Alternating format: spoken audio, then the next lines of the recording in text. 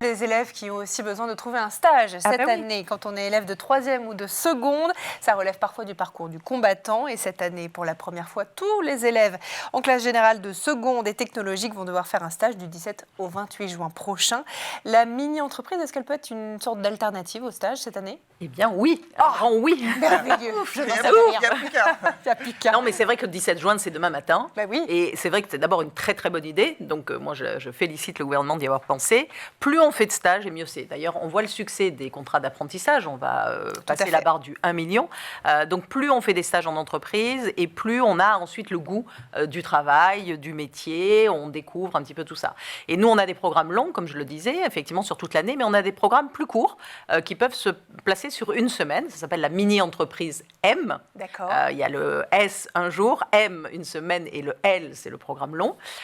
Et sur cette semaine, on peut la tirer un peu pour en faire 2 semaines.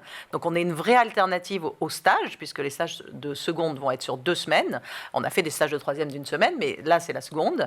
Et on va mixer un peu de théorie ou pratique en classe pour développer peut-être une mini-entreprise. D'accord. Avec une semaine aussi en entreprise, avec la découverte des métiers, des échanges, des ateliers, des visites d'usines, etc.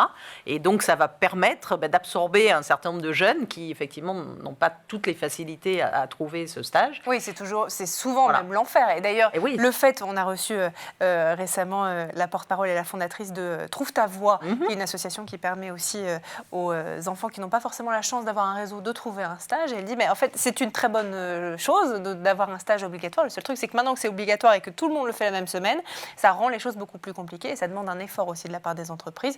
Vous, ce que vous faites, c'est que on les aide, en fait. Vous les aidez. On les aide de 2 manières. Un, en parlant à nos partenaires, parce que tous nos partenaires d'entreprise, que ce soit, on a Samsung, on a EDF, on a l'ONIS, on a la région Île-de-France aussi qui nous aide beaucoup, BPI, la Fondation Alpha Omega, on a beaucoup de partenaires.